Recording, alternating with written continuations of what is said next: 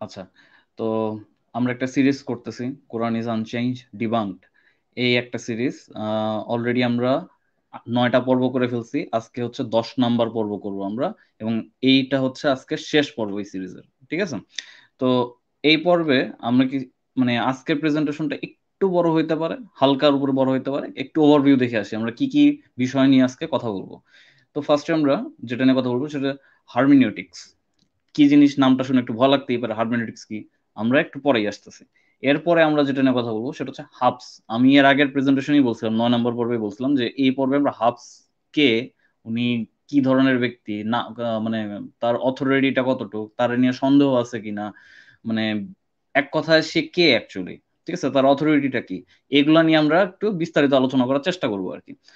আর fourth, 3rd number যে পয়েন্টটা, সেটা হচ্ছে আমি কনক্লুশন দেওয়ার একটা চেষ্টা করবো, যে পুরো সিরিজটা করলাম একটু বাইট সাইজ পিসেস আকারে আপনাকে হালকার উপরে একটু একটা কনক্লুশন দেওয়ার চেষ্টা করব। আর ফোর্থ যে পয়েন্টটা, সেটা হচ্ছে আমরা একটা অবজেক্টিভ, আমার এই সিরিজটা করার পিছনে একটা উদ্দেশ্য আছে, আমার অ্যাটলিস্ট একটা উদ্দেশ্য আছে সিরিজটা করার পেছনে। সেই উদ্দেশ্য, এই উদ্দেশ্যটা আমি আপনাদের সাথে একটু শেয়ার করবো এই। তো এটা হচ্ছে ওভারভিউ। তো আমরা চলে যাই হারমেনিউটিক্সে। হারমেনিউটিক্স কি? এটা হচ্ছে দ্য স্টাডি অফ ইন্টারপ্রিটেশন। এটা হচ্ছে একটা থিওলজির একটা বিষয়। থিওলজিক্যাল, যারা একাডেমিক ভাবে থিওলজি নিয়ে পড়াশোনা করে তাদেরকে এটা, মানে তাদের এটা নিয়ে পড়তেই হয়, এবং এটা হচ্ছে যদি বলতেই হয়, এটা হচ্ছে, এটা ছাড়া থিওলজি সম্ভব না। এটা ছাড়া থিওলজি সম্ভবই না।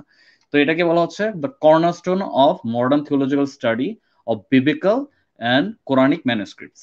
এটা ছাড়া আপনি বিবিক্যাল থিওলজিও পড়তে পারবেন না, কোরআনিক থিওলজিও পড়তে পারবেন না।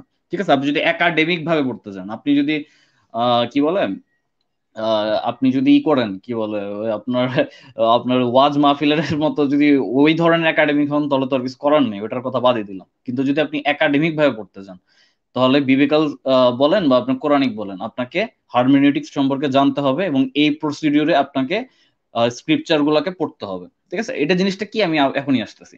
তো হারমেনিউটিক্স একটু হালকার উপরে সংজ্ঞাটা আমরা একটু জেনে নিই। সেটা হচ্ছে হোয়াট ইজ হারমেনিউটিক্স। এটার জিনিসটা কি অ্যাকচুয়ালি বলি আমরা।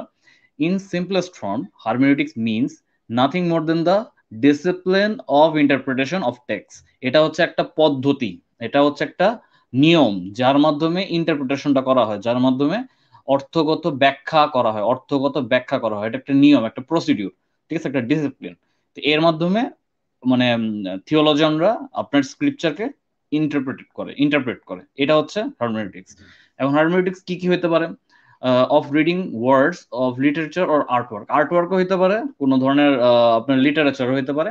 ঠিক আছে? And determining what those word meant. ওই ওই মানে শব্দগুলো দিয়ে, এই চিত্রকর্মগুলো দিয়ে আসলে লেখক বা চিত্রকার কি বুঝাইতে চাইছে সেগুলা মানে বোঝার চেষ্টা করা, এটা হচ্ছে হারমেনিউটিক্স।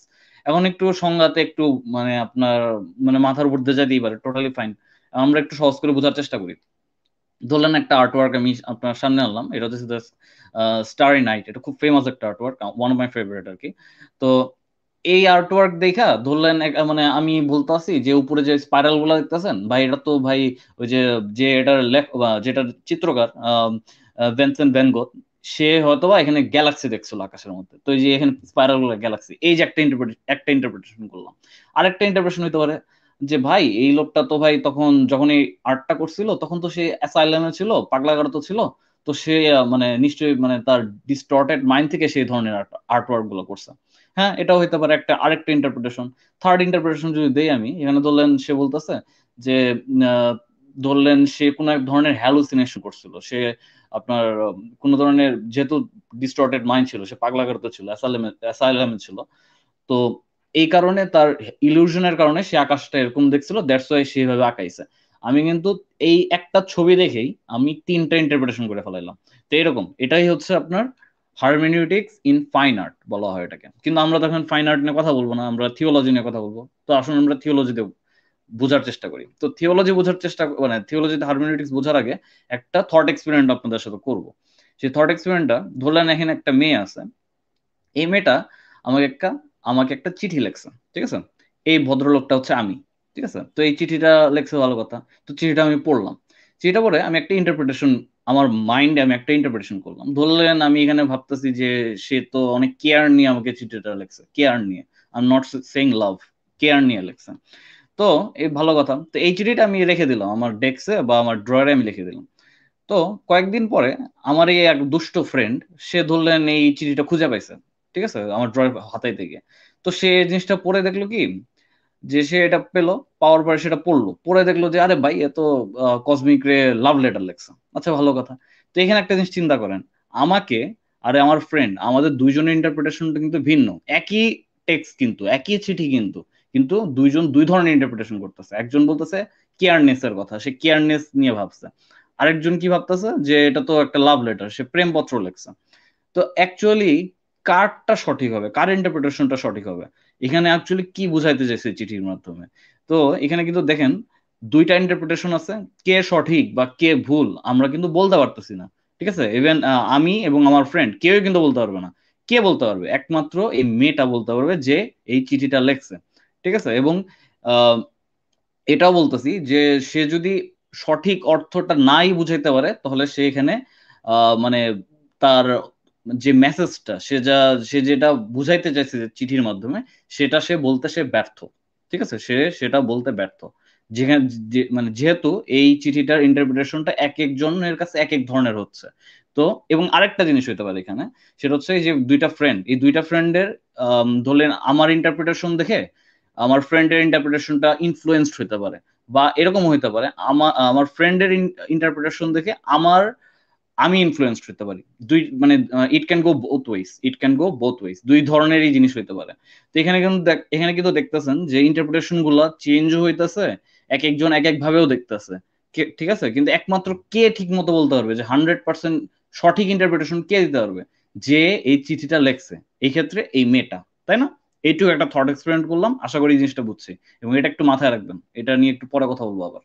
তো আসুন আমরা একটু থিওলজিতে হারমেনেটিক্স এর কোথায় মানে কি কি জন্য কি কি জিনিস নিয়ে, মানে কি কি জিনিস নিয়ে আগাইতে হয় হারমেনেটিক্স নিয়ে। তো ফার্স্টে যেটা আমরা দেখবো সেটা হচ্ছে uses of words. Usages of words, আমরা একটা জিনিস জানি, সেটা হচ্ছে word doesn't have meanings, they have usages. শব্দের অ্যাকচুয়ালি কোনো অর্থ হয় না, এর ব্যবহার হয়। ঠিক আছে, এটা হয়তো বা মাথার উপর দিয়ে যেতে পারে, ক্যারে ভাই ডিকশনারিতে তো আমি অর্থ পাই, তাই তো, হ্যাঁ। তো অ্যাকচুয়ালি ডিকশনারি আপনাকে ডিসক্রাইব করতেছে এটার ব্যবহারটা কি বর্তমান সময়ের প্রেক্ষিতে। ঠিক আছে, আমি একটা উদাহরণ দিই, একটা আমার মানে খুব মানে কমন একটা উদাহরণ আমার, সেটা হচ্ছে জয় শব্দটা। জয় শব্দটা কিন্তু ওল্ড ইংলিশ থেকে আসছে, তাই না? ওল্ড ইংলিশে যখন জয় শব্দটাকে ব্যবহার করা হতো, তখন সেটাকে কি বলা হতো? তখন সেটা হচ্ছে আপনার মকারি অর্থে ব্যবহৃত হতো। আপনার কোনো একটা ঠাট্টামি, মকারি করা, এই অর্থে কিন্তু জয় শব্দটা ব্যবহৃত। এখন যদি বর্তমান প্রেক্ষিতে আপনি জয় শব্দটা বলেন, এটা কি অর্থ বহন করবে, বা এটার কি ইউসেজ হবে? এটার ইউসেজটা কিরকম হবে? এর ইউসেজ হবে হচ্ছে এরকম যে ভালো আছি, জয়ফুল, মানে কোন একটা ভালো লাগা, ভালো থাকা, মানে এই অর্থে তো, তাই না? জয়ফুল এই অর্থে। তো এখানে যে একটা জিনিস চিন্তা করেন, একটা সময়ের ব্যবধানে কিন্তু একটা শব্দেরই ইউসেজটা চেঞ্জ হয়ে গেছে, এবং ইউসেজ চেঞ্জ হওয়ার ফলে এর মিনিংটা বা অর্থটাও কিন্তু চেঞ্জ হয়ে গেছে। তার মানে কি, ইউসেজ থেকে মিনিংটা আসে, not the other way around. Meaning থেকে ইউসেজ আসে না কিন্তু, ইউসেজ থেকে মিনিংটা আসে। আশা করি ধরতে পারতেছেন বিষয়টা। তো দ্বিতীয় যে জিনিসটাতে গুরুত্ব দেওয়া হয় সেটা হচ্ছে আপনার কালচারাল ইনফ্লুয়েন্স। কালচারাল ইনফ্লুয়েন্সটা কি হতে পারে? যে একটা কোনো একটা পার্টিকুলার লিটারেচার, কোন একটা লিটারেচারের আপনার তখনকার যে সময় লেখা হয়েছিল লিটারেচারটা, সেই সময়কার কালচার বলেন, হিউম্যান বিহেভিয়ার বলেন, মোরালিটি বলেন, ভ্যালুস বা নর্মস বা কাস্টমস, মানে মানে মানুষের আচার আচরণ বলতে পারেন, মোরাল মানে মোরালিটি বলতে পারেন, এর নিয়ম কানুন বলতে পারেন, কুসংস্কার বলতে পারেন, এগুলা আপনার এই লিটারেচারে ইনফ্লুয়েন্সড হয়। ঠিক আছে, এবং ওগুলা আপনি যদি মানে লিটারেচারের ইন্টারপ্রিটেশনটা সঠিকভাবে করতে চান, তো এই জিনিসগুলোও কিন্তু মাথায় রেখে ইন্টারপ্রিটেশনটা গুলো করতে হবে, তাই না? করতে হয় আর কি, যারা থিওলজিয়ান তারা করে এটা। আর থার্ড যে জিনিসটা গুরুত্ব দেওয়া হয় সেটা হচ্ছে নলেজ, জ্ঞান। ঠিক আছে, নলেজ কি বলতেছে? Human intellect changes from culture two culture, geological location and period. মানে হচ্ছে আপনার এক এক এক এক সম্প্রদায় থেকে আরেক সম্প্রদায়ের নলেজের মানে জ্ঞানের তারতম্য থাকতে পারে। জিওলজিক্যাল পজিশনে মানে ভৌগোলিক অবস্থানের উপরেও আপনার তারতম্য থাকতে পারে, এবং সময়ের ব্যবধান, যেটা তো খুবই সিম্পল, যে আমি মানে 100 বছর আগে মানুষ যেটা জানতো না, এখনকার মানুষ সেটা আরো অনেক বেশি জানে, তাই না? এটা কিন্তু খুব সহজ একটা জিনিস। তো এইগুলা এই তিনটা জিনিস, নলেজ, কালচারাল ইনফ্লুয়েন্স এবং ইউসেজেস অফ ওয়ার্ডস, এই তিনটা জিনিসের সমন্বয়ে হারমেনিউটিক্স মানে করা হয় আর কি। ঠিক আছে, আর হারমেনিউটিক্স কিভাবে করা হয় সেটা আমরা একটু এখন দেখবো। ধরলেন এটা হচ্ছে, এটাকে বলা হয় হারমেনিউটিক সার্কেল। ঠিক আছে, এটার আমি একটু উদাহরণ দিব। ধরলেন আমার কাছে কোন একটা লিটারেচার আছে, ঠিক আছে, কোন একটা লিটারেচার একটা আমি লাইন বাছাই করলাম। ধরলেন আমি একটা লাইন বাছাই, এটা এখন আমি লাইনটা বাছাই করার পর এই লাইনটা আমি পড়বো। ঠিক আছে, পড়বো এখন, birds birds born in cage, things flying is an illusion. ঠিক আছে, পড়লাম আমি, ভালো কথা। এখন পড়ার পরে আমি এখন করবো একটা ইনিশিয়াল একটা আন্ডারস্ট্যান্ডিং এ যাব। ওয়ান দেখতেছি, ওয়ান আমি মার্ক করে দিয়েছি। ইনিশিয়াল একটা আন্ডারস্ট্যান্ডিং এ যাব। ঠিক আছে, ইনিশিয়াল মানে এই লাইনটাতে কি বোঝানো হয়েছে, আমি একটা প্রাইমারি একটা অর্থ বের করার চেষ্টা করবো আমার ব্রেনে। ঠিক আছে, এরপরে করবো কি, এই লাইনটাকে আমি মানে ডাইসেক্ট করব, ছোট ছোট অংশে বিভক্ত করব। ধরলেন এটাকে বলবো হচ্ছে টেক্সট। এই টেক্সট আকারে যখন আমি ভাগ করব, ধরলেন আমি এখানে একটা ভাগ করলাম ইলিউশন। ইলিউশন দিয়ে যে লেখক সেটা কি বুঝাইতে চাইছে ইলিউশন শব্দটা দিয়ে। এবং এটাও খেয়াল রাখতে হবে যে এই লেখকটা আপনার তার অন্যান্য তার অন্যান্য লিটারেচারে ইলিউশন শব্দটা কি অর্থে ব্যবহার করছে। সবকিছু মাথায় নিয়ে আমরা তখন আবার নিউ একটা আন্ডারস্ট্যান্ডিং এ যাব, নতুন একটা আন্ডারস্ট্যান্ডিং এ যাব, যে এই প্রত্যেকটা শব্দ কিন্তু আপনার বার্ড, বর্ন, মানে সব প্রত্যেকটা পর্বকে আমরা প্রত্যেকটা শব্দকে আমরা ডাইসেক্ট করার পরে একটা নতুন যে আন্ডারস্ট্যান্ডিং যাব, সেটা আবার কনটেক্সট আকারে আমরা পুরোটা সাজাবো। তারপর এটা কিন্তু চলতেই থাকবে যতক্ষণ না আমরা একটা মানে স্যাটিসফাই করা একটা অর্থ বের করতে পারতেছি বা মিনিং বের করতে পারতেছি। ঠিক আছে, এটা গেল একটা লাইনের বেলায়। এরপর হবে কি, এই লাইনের পরের লাইনে যখন আমরা যাব, উদাহরণ দিচ্ছি, এই লাইনের পরের লাইনে যখন যাব, তখন হইতে পারে কি এর পরের লাইন থেকে আবার এই লাইনটা আবার চেঞ্জ হয়ে যেতে পারে। ঠিক আছে, it depends, it totally depends. তো হারমেনিউটিক্স এর এটাই হচ্ছে একটা সহজ করে বুঝাইছি আমি। ঠিক আছে, যদি আবার একটু ভালো করে যদি একটু সংক্ষেপে ব্যাখ্যা করতে হয়, একটা পুরা লাইনকে আমি প্রথমে পড়বো, সেই লাইনটাকে পড়ে একটা প্রাথমিক একটা অর্থ বের করব। সে প্রাথমিক অর্থটাকে বের করার পরে ওই লাইনটার প্রত্যেকটা শব্দকে আলাদা আলাদা ভাগ করে সেই শব্দগুলারকে অর্থগুলা কি হইতে পারে এবং অন্যান্য মানে লিটারেচারে কি অর্থে ব্যবহার করছে লেখক সেগুলো বাছাই করতে হবে। তারপরে যে এটা ঘুরতে ঘুরতে প্রত্যেকটা লাইন যেতে যেতে আমরা পুরা লিটারেচারের একটা মিনিং বের করতে পারবো। ঠিক আছে, অ্যাটলিস্ট একটা ক্লোজ টু মানে কি বলে মানে লেখক যে অর্থটা বুঝাইতে চাইছে ওটার ক্লোজলি কোন একটা অর্থ আমরা বের করতে পারবো। এটাই হচ্ছে হারমেনেটিক্স।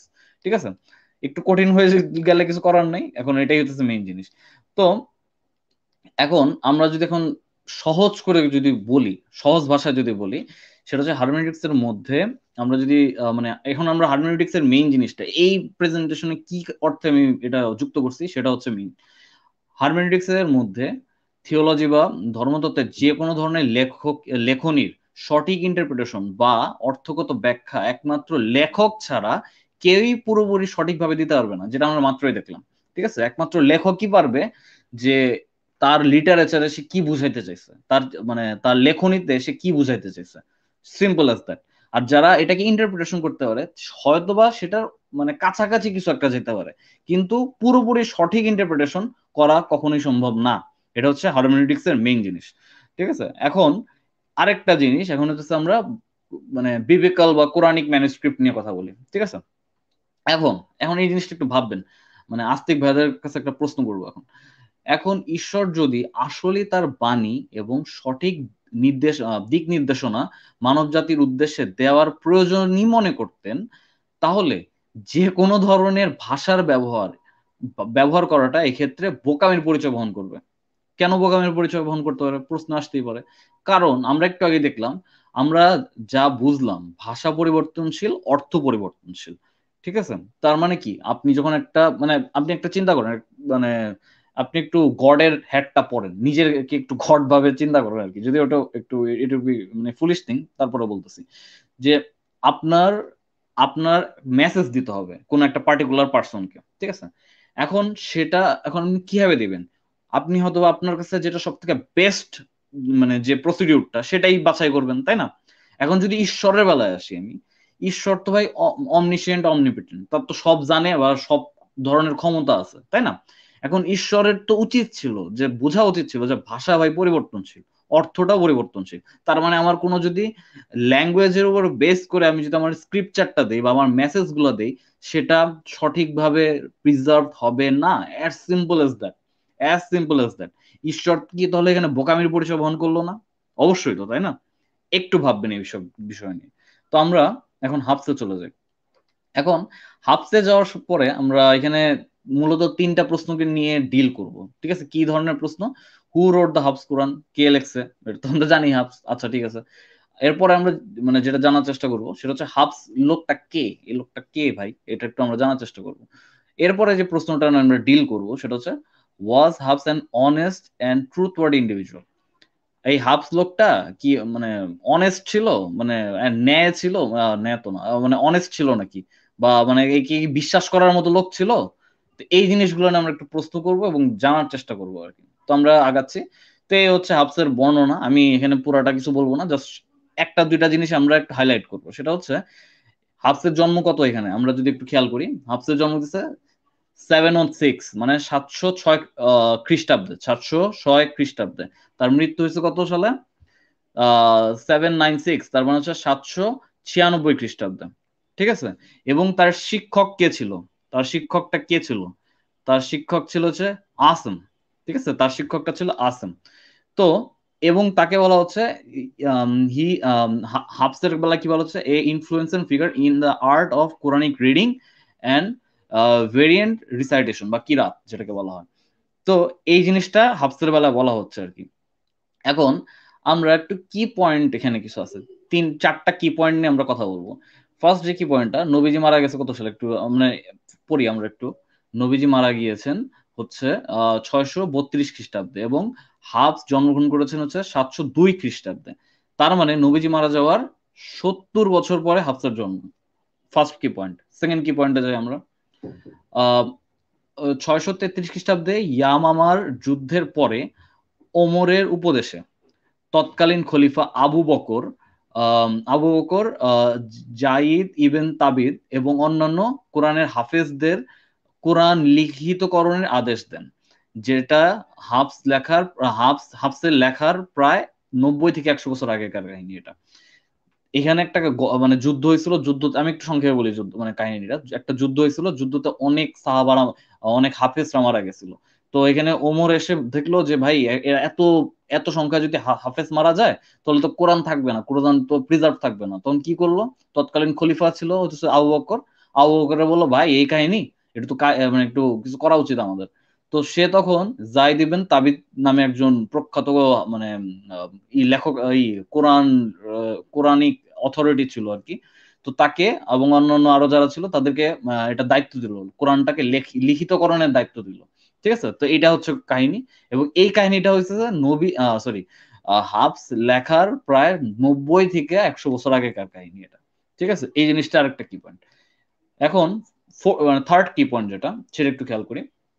সেটা হচ্ছে 650 খ্রিস্টাব্দে তৎকালীন খলিফা উতমান উসমান আর কি, উসমান নবীজি মারা যাওয়ার 20 বছর পর কোরআন সংকলন বা কম্পাইলেশন বা প্রমতিকরণ বা স্ট্যান্ডার্ডাইজেশনের ব্যবস্থা নেন, এবং তৎকালীন সময় অন্যান্য অঞ্চলে অন্য যেসব কোরআন পড়া হতো সেগুলোকে বাতিল বলে ঘোষণা করেন। তো এখানে হয়েছিল কি, আপনার মানে তখন মানে ইসলামিক এম্পায়ারটা অনেক বেড়ে গেছিল, ঠিক আছে? আপনার পার্সিয়া থেকে শুরু করে আপনার আফ্রিকার মানে আফ্রিকার যে একটু উপরের অংশ মানে সাইডের অংশ আর কি, তো অনেকটাই এক্সপ্যান্ড হয়েছিল আর কি, ঠিক আছে, উসমানের সময়। তো তখন দেখলো যে এক এক অঞ্চলে এক এক ভাবে কোরআনটা পড়া হচ্ছে এবং বিকৃত হয়ে যাচ্ছে। তখন উসমান করলো কি যে ওই যে আপনার যে আবু বকরের সময় যে কোরআনটা লেখা হয়েছিল, সেই কোরআনটাকে নিয়ে সে ওটাকে কপি বের করলো, ওটাকে আবার সংকলন করলো এবং ওটাকে স্ট্যান্ডার্ডাইজ করলো। স্ট্যান্ডার্ডাইজ করার পরে সেটাকে ছড়ায় দিল, এবং বাকি যেসব কোরআনগুলো ছিল কিছু কিছু ক্ষেত্রে বলা হয় সেটাকে পুড়িয়ে ফেলে দেওয়া হয়েছিল। কিন্তু কিছু কিছু ক্ষেত্রে সে পুরাইতে পারে নাই, এই কারণে এত ভেরিয়েন্স আছে। আচ্ছা, ওগুলাতে পরে আসি আমরা। ফোর্থ যেটা সব থেকে ইম্পর্টেন্ট পয়েন্ট, সেটাতে আমরা এখন যাবো। সেটা হচ্ছে 1924 সালে ইসলামিক স্কলারদের একটি কমিটি ইজিপ্টের কায়রোতে একটি সমাবেশ করেন, এবং সেখানে হাফস কোরআনকে পুনর্নিরীক্ষণ, সংশোধন এবং আনুষ্ঠানিকভাবে কর্তৃত্ব স্থাপন করে সঠিক কোরআন হিসেবে বাছাই করা হয় এবং সমগ্র পৃথিবীতে এটা ছাপানো শুরু হয়, যেটা হাফস লেখার আর প্রায় 1200 বছর পর। ঠিক আছে, আমরা আমি আপনি আজ যে কোরআন পড়ছি সেটা এই 1924 সালে সম্মেলনের ফল। তার মানে কি, আপনি যে মানে আপনি তো বলতে পারেন সে যে ভাই নবীজি যে কোরআনটা লিখে গেছিল সেই কোরআনটাই পড়তেছি। অ্যাকচুয়ালি যে আপনি কোরআনটা পড়তেছেন এটা হচ্ছে এই যে সম্মেলনটা হয়েছিল 1924 সালে, এবং এখানে যে একটা কনফারেন্স হয়েছিল, এই কনফারেন্সের ফলে যে সংস্করণটা হয়েছে বা মানে পুনর্নিরীক্ষণ গুলা হয়েছে, এইটার ফলে আপনি পড়তেছেন। ঠিক আছে, চিন্তা করেন 100 বছরও কিন্তু হয় নাই, 100 বছরও কিন্তু হয়নি, তাহলে বিষয়টা চিন্তা করে দেখেন। আচ্ছা, তো এই 4টা কি পয়েন্ট নিয়ে আমরা একটু ভেবে রাখলাম, মাথায় ঢুকে রাখলাম। ঠিক আছে, এইগুলা নিয়ে আপনারা প্রস্তুত করবো আমরা। তো এখন আসি যে আমরা হাবসের একটু মানে হাবসের যে বিষয়গুলো নিয়ে একটু জানার চেষ্টা করবো। তাহলে আমরা এখানে একটা বইয়ের এখানে আমি কিছু বইয়ের রেকমেন্ডেশন দিব, এবং ম্যাক্সিমাম বইগুলো আপনি ডিসক্রিপশনে পেয়ে যাবেন। কিছু কিছুগুলো পিডিএফ আকারে পাবেন, কিছু কিছুগুলো আপনার মানে ওয়েব লিঙ্ক পাবেন আর কি, গুগল ওয়েব লিঙ্ক আকারে পাবেন। তো এখানে যে ফার্স্ট বইটা দেখাচ্ছে এটা হচ্ছে introduction to the science of Quran. এটা হচ্ছে আমাদের অতি পরিচিত ইয়াসির কাদরির একটা বই, এবং ওয়ান অফ দা মানে কি বলে এটাকে অনেক মানে মানে মানে বেস্ট সেলার একটা বই আর কি। ঠিক আছে, একটু পড়ে দেখতে পারেন। আমি একটু পড়ছি আর কি, পুরাটা পড়িনি। তো যাই হোক, এই বইয়ের 199তম পেজে আপনি দেখবেন সে যেখানে বলতেছে, এখানে একটা মানে চার্ট দেওয়া আছে, যে চার্টের মধ্যে বলা হচ্ছে যে হাফস কোরআনটা 95% মুসলিম দেশগুলোতে পড়া হয়। ঠিক আছে, 95%, তার মানে কি হাফস কোরআনটা হচ্ছে মেজরিটি বহন করতেছে, মানে মেজর একটা মুসলিমরা এই জিনিসটা পড়তেছে। ঠিক আছে, যেখানে ওয়ার্স দেখতেছেন অনলি 3%, তাই না? তো এই জিনিসটা আমরা একটু খেয়াল রাখবো, হাফস কিন্তু মেজরিটি মানুষ পড়ে। ঠিক আছে, এরপরে আসি যে আমরা প্রশ্ন থাকতেই পারে যে কি কি কন্ডিশনের উপর ভিত্তি করে আপনার কোরআনের অথরিটি হয় বা আপনার কিরাতের অথরিটি হয়। এই বিষয়ে আপনার সেম বইয়ের আপনার 186 মানে 187 নাম্বার পেজে একটা লেখা আছে। আমি লেখাটা হালকার উপরে পড়ে শোনাবো, পুরাটা পড়ে শোনাবো না। এই যে বক্সটা দেখতেছেন না, এই বক্সের মধ্যে পড়বো। তো এভরি কিরাত, এই যে মাঝখান থেকে পড়তেছি, every Kirat that confirms to the rules of Arabic, even if the even by one manner and matched with the one of the musafs of Uthman, উতমানের মুসাফকে ফলো করতেছে যারা, এরা এরা এবং যারা আপনার আরবিক রুল গুলা জানে, আরবিক গ্রামারের রুল গুলা জানে, এরা দুইটা, even if such as even if such a match if is not a available one and have an authority claim of the narrators back to back prophets। মানে এই যে চেইন অফ যেটা মানে চেইন যেটা নবীজির পর্যন্ত যে চেইনটা গেছে, সেই চেইন পর্যন্ত এটা আছে কিনা, এই চেইনটা যদি থাকে তাহলে সেই কোরআনটা হচ্ছে বা কিরাতটা হচ্ছে অথেন্টিক কিরাত। এটা হচ্ছে তার বাণী। ঠিক আছে, সহজ ভাষায় বললো। তো এখন আমরা আরেকটু আগাবো। এই যে আপনারা মানে এই যে চেইনটা বলতেছি আমি, এই চেইনটা আপনারা জানবেন কেমনে? আপনার যে কোরআনটা আপনি শোপিসে সাজা রাখছেন, সেই কোরআনটা একটু খুলবেন। ঠিক আছে, কোরআনটা খোলার পরে দেখবেন প্রথম পেজের মধ্যে এই চেইনটা লেখা আছে, এই যে আপনি মার্ক করে দিছি। এখন যদি আপনি চেইন না জানতে চান, আমি একটু সংক্ষেপে বলি। হাফস কোরআনের চেইনটা আসে আসিম থেকে। ঠিক আছে, এবং আসিম থেকে বলা হয়ে থাকে উৎমান পর্যন্ত আছে একটা চেইন, কিন্তু আরেকটা জিনিস খেয়াল করেন, এখানে কিন্তু আরেকটা ব্রাঞ্চ আছে। তার মানে আদৌ আসিম কার কাছ থেকে শিখছে এটা নিয়ে কিন্তু কনফিউশন আছে। কি পয়েন্ট এটা একটা। ঠিক আছে, তো আসেম থেকে হাফস শিখছে। এখন হাফস লোকটা যে শিখলো আসেম থেকে, এখন হাফস কি করে একটু দেখি।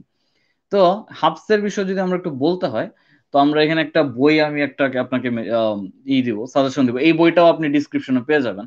আম, আম, কি এটা একটা হাদিস বই, মুসনাদ ইবন আহমেদ ইবন হাবেন, কি ভাই কি বললাম এটা।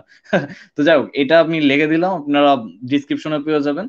তো ওই ডিসক্রিপশনে আপনি বইগুলো মানে ওটা পেয়ে যাবেন আর কি। তো এখানে আমরা যদি 575 নাম্বার পেজে যাই, তো এখানে একটা হাদিস বর্ণনা করা আছে এবং হাদিসের কিছু কমেন্ট আছে, দুইটাই পড়বো আমরা। তো এখানে কি বলতেছে, ইট ওয়াজ ন্যারেটেড দ্যাট আলী বলতেছে, Ali said the messenger of Allah said, whoever read the Quran and learn it by heart, মানে যে কোরআন পড়ে এবং সে মনে মানে অন্তরে সেটাকে স্থাপন করে, মানে অন্তর দিয়া যে সে শিখে আর কি, he will be granted in intercession for 10 of his family for whom hell was due। মানে তার জন্য 10টা জায়গা খালি আছে তার ফ্যামিলি মেম্বারসের জন্য, যে ফ্যামিলি মেম্বারদের জন্য মানে বেসটা ডিউ, মানে বেসটা একবারে ফরজ হয়ে গেছিল, কিন্তু সে বাঁচায় আনতে পারবে আর কি। এইটা হচ্ছে মেইন হাদিস, যদি ভালো করে করতে পারলাম না। তো এই হাদিসটাকে বলা হচ্ছে আপনার জুরি দাইফ হাদিস, মানে এটা হচ্ছে অনেক নিম্নমানের হাদিস, এবং এটার বর্ণনাকারী কি একটু খেয়াল করেন, এর বর্ণনাকারী হচ্ছে হাফস, আশা করি দেখতেছি আমরা হাফস এটার বর্ণনাকারী। তার মানে দেখতেছি যে হাফস থেকে যে বর্ণনা আসছে মানে কোন হাদিসের, সেটাকে আপনার মানে মানে এটাকে দুর্বল হাদিস বলা হচ্ছে। ঠিক আছে, একটা জিনিস আমরা মাথায় রাখলাম। এখন এই হাদিসের কিছু কমেন্ট্রি আছে, ঠিক আছে, আপনি এটারও লিঙ্ক আপনারা নিচে পেয়ে যাবেন ডিসক্রিপশন আকারে, যেখান থেকে এটা পড়ে নিতে পারেন। তো এটার আমি কিছু দেখাচ্ছি, যে প্রথম আন্ডারলাইনের অংশটা 1 দিয়ে মার্ক করে রাখছি, এখানে এসে কি বলতেছে, অ্যান্ড এখানে হি বলতে হাফস, হি ইজ রিজেক্টেড ইন হাদিস। ভালো কথা, মানে তার হাদিস দিয়ে রিজেক্টেড করা হলো কেন, প্রশ্ন আসতেই পারে, যে কোরআনে সে সব থেকে অথরিটি, বাট হাদিসে সে তাকে রিজেক্ট করে দিচ্ছে মানুষজন, কাহিনী কি? আচ্ছা, ভালো কথা। সেকেন্ড যে মানে আন্ডারলাইনটা দেখতেছি আমরা সেকেন্ডে, তো এখানে কি বলা যাচ্ছে, the great Muslim scholar such as Al Hafid and Imam Al-Bukhari likewise claimed Hafs is rejected। মানে একটা জিনিস চিন্তা করেন, সব থেকে বড় যে মানে হাদিস কারক আল বুকারি, সে পর্যন্ত বলতেছে যে হাফস হইতেছে রিজেক্টেড। তার মানে কি? তার মানে হচ্ছে হাফসকে রিজেক্ট করে দেওয়া হইতেছে, আল বুকারি পর্যন্ত সে রিজেক্ট করে দিয়েছে, এবং মানে তার অথরিটির কি লেভেলের চিন্তা করেন তাহলে একবার ভাবেন। আর থার্ড যে জিনিসটা এখানে আমরা যে মার্ক করে দিছি, সেখানে আমরা যেটা পাই সেটা হচ্ছে Hafs use to take books from people and copy them and not return them. মানে সে কপি করতো, ভালো কথা, মানে মানে চোরামি করে কপি করতো, ভালো কথা, এবং সেটা মানে ফেরত দিত না। মানে কি লেভেলের খারাপ লোক। যাই হোক, তো এই কথাটা সে বলছে। তো থার্ড যে পয়েন্টটা, মানে আমি মার্ক করে দিচ্ছি, ফোর্থ যে পয়েন্টটা, সেটা হচ্ছে তাকে কি বলা হচ্ছে, and he was a liar. এইখানে তাকে বলা হচ্ছে হি ওয়াজ এ লায়ার। চিন্তা করেন, আপনার যে কোরআনের যে আপনি যার কোরআন পড়তেছেন তাকে বলা হচ্ছে হি ইজ মানে আনট্রাস্টওয়ার্দি, রিজেক্টেড এন্ড এ লায়ার। চিন্তা করেন একটা জিনিস। তো আরেকটা জিনিস আমরা আরেকটা বই নিয়ে একটু কথা বলবো, এই বইটারও ডিসক্রিপশন নিচে আকার পেয়ে যাবেন। এই বইটা একটু ঝামেলা আছে নামাইতে, একটু যদি ঝামেলা হয় কমেন্টে লিখবেন যে আমি বইটা নামাইতে পারতেছি না, তখন আমি আপনাকে প্রসিডিউরটা বলে দিব কিভাবে নামাইতে পারবেন। ঠিক আছে? তো এই বইটার আপনারা যখন 128 নাম্বার পেজে যাবেন, 128 নাম্বার পেজে যাবেন, তখন আপনারা একটা প্যারা পাবেন, মানে 82 নাম্বার প্যারাতে একটা জিনিস পাবেন, সেটা আমি মার্ক করে দিছি। সেখানে কি বলা হতেছে, হি হচ্ছে এখানে হাফস, হি কপিড আদার স্কলার্স বুক, যেখানে দেখান he copied other scholars books and put their materials in his own. মানে সে কপি করতো, ভালো কথা, কপি করার পরে মানে মানে তার জিনিস ওই যার কাছ থেকে কপি করতেছে তার জিনিসগুলো নিয়ে নিজের জিনিস বানায় সে করে দিত, চালা দিত। আমরা ছোটবেলায় অ্যাসাইনমেন্ট কপি করতাম না, সেম জিনিসই তো সেম জিনিসই করতেছে সে। তো এখানে কি করতো, he borrowed he borrowed a book from Subah, he he he borrowed a book from Subaha but didn't return it. মানে ভালো কথা, সে বই ধার নিছিল, মানে বই আর পরে ফেরত দেয় নাই। ছোটবেলায় আমরা বন্ধু বান্ধবদের কাছে যখন বই ধার নিতাম, অনেক সময় দিতাম না, শয়তানি করে, ভালো লাগতো যখন বইগুলো।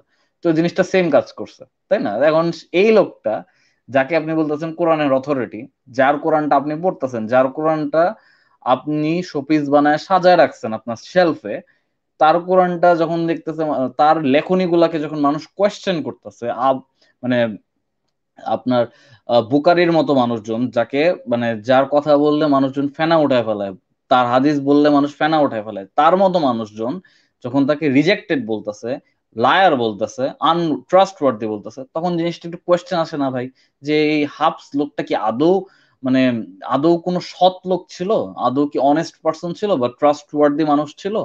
একটু ভাবার বিষয় কিন্তু, তাই না? তো এখন আমরা একটু কনক্লুশন দেবো, এই পুরো সিরিজটা একটু সংক্ষেপে কনক্লুশন দেওয়ার চেষ্টা করবো। সেটা হচ্ছে, আমরা প্রথম পর্বে আমরা কিছু ম্যানুস্ক্রিপ্ট নিয়ে জানছি, 6টা ম্যানুস্ক্রিপ্ট টু বি এক্সাক্ট, 6টা ম্যানুস্ক্রিপ্ট নিয়ে জানছি, এবং কি কি ধরনের কারেকশন গুলো আমরা দেখতে পাই এই ম্যানুস্ক্রিপ্ট গুলোতে, ইনসারশন, ইরেজার, এগুলো, ওভার রাইটিং, টেপিং, এগুলো নিয়ে আমরা একটু হালকা পাতলা দেখেছি প্রথম পর্বে। আমরা দ্বিতীয় থেকে সপ্তম পর্বে আমরা ডক্টর ড্যানিয়েল অ্যালেন ব্রুবেকারের যে বইটা কারেকশনস ইন আর্লি কোরানিক ম্যানুস্ক্রিপ্ট, এই বইটা নিয়ে একটু আলোচনা করছি। এবং এই দুই দুই থেকে 7 নম্বর পর্বে তার যে থিসিস স্টাডিটা, ডক্টর ড্যানিয়েল অ্যালেন ব্রুবেকারের যে থিসিস স্টাডি, সেটা নিয়ে আমরা কথা বলছি। ওটা সম্ভবত 6 নম্বর পর্বে আছে। তো যাই হোক, এটা হচ্ছে 2 থেকে 7-এর কাহিনী। এখন 8 নম্বর পর্বে আমরা কি দেখছি? 8 নম্বর পর্বে আমরা যে আমরা 26টা কোরআনের নাম সহ ভেরিয়েন্ট নিয়ে আমরা কথা বলছি, ঠিক আছে? এবং কতটা ভেরিয়েন্ট হইতে পারে, পারমোটেশন কম্বিনেশন করলে কতটা ভেরিয়েন্ট হইতে পারে, কত বড় একটা সংখ্যা হইতে পারে, সেটা নিয়ে আমরা একটু জানার চেষ্টা করছি আর কি। এবং 9 নম্বর পর্বে আমরা বিভিন্ন যে এই যে ভেরিয়েন্ট গুলা দেখলাম, এগুলোর মধ্যে পার্থক্য গুলা কি কি, একটা দুইটা পার্থক্য দেখছি। যেমন আমরা সানা লোয়ার টেক্সট, যেটা সানা ম্যানুস্ক্রিপ্টের, তো ওইগুলার সাথে আমরা স্ট্যান্ডার্ড টেক্সট একটু মিলাই দেখছি।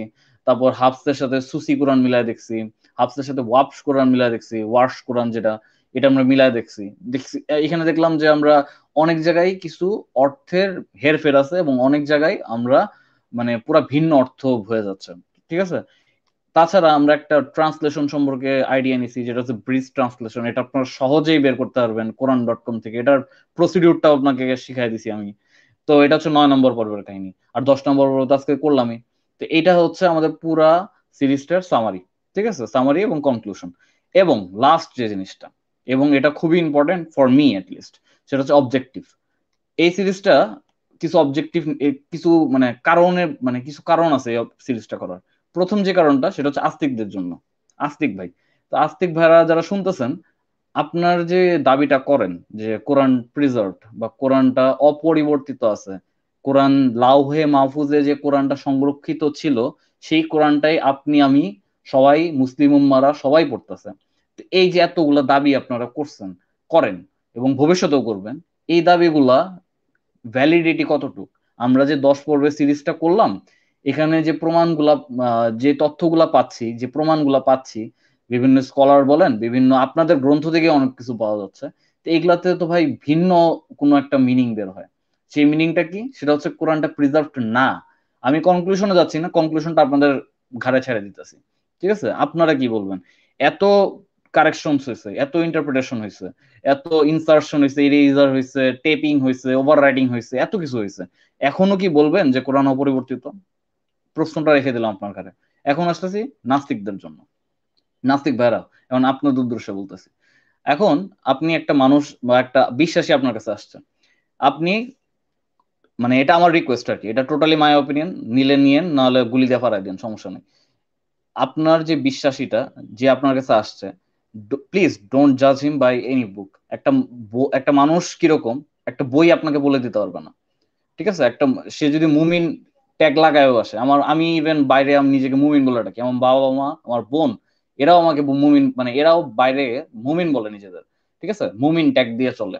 ইভেন এটাও বলবো যে ম্যাক্সিমাম মুসলিম উম্মার মানুষরা তাদেরকে মুমিন শব্দটা ইউজ করে চলে। এখন আপনি যদি বলেন মুমিন মানেই জঙ্গি, কেন জঙ্গি? বিকজ স্ক্রিপচারে এভাবে করে লেখা আছে। তো এই জিনিসটা আসলে, মানে জিনিসটা, মানে আমার কাছে ফল্টি অ্যানালজি লাগে। কারণ বইয়ে একটা কিছু লেখা থাকতেই পারে, ঠিক আছে? তো এর মানেই না যে বইয়ের লেখার সাথে মানুষটার চরিত্র সেম থাকবে, ঠিক আছে? এটাই কিন্তু স্বাভাবিক, তাই না? বইয়ের একটা কিছু বলে দেওয়াই থাকতে পারে, কিন্তু একটা ইন্ডিভিজুয়াল কিরকম হবে, আপনি তার সাথে না কথা বললে আপনি বুঝতে পারবেন, তাই না? এখন আরেকটা জিনিস যেটা, যে আমরা দেখলাম তো বই তো ভাই প্রচন্ড লেভেলে বিকৃত হয়েছে।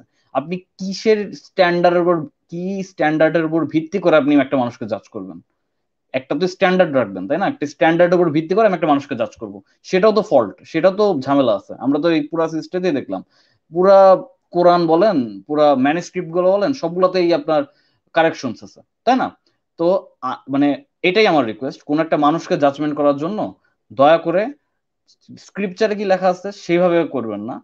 তার ইন্ডিভিজুয়াল, তার বিলিফটা কি, সেই বিলিফটাকে, তার কথাটা শুনে সেই বিলিফটাকে ডিবাং করার চেষ্টা করবেন। তারপরে আপনি স্ক্রিপচারে যান, সমস্যা নেই, স্ক্রিপচারে যাইতে মানা করতেছি না, স্ক্রিপচারে যান, কিন্তু তার বিলিফটাকে আগে ডিবাং করে, বা বিলিফটাকে, মানে তার বিলিফটা শুনে তারপর স্ক্রিপচারে যাবেন, তার বিলিফটা অনুযায়ী আপনি স্ক্রিপচারে যান। এটা হচ্ছে আমার রিকোয়েস্ট।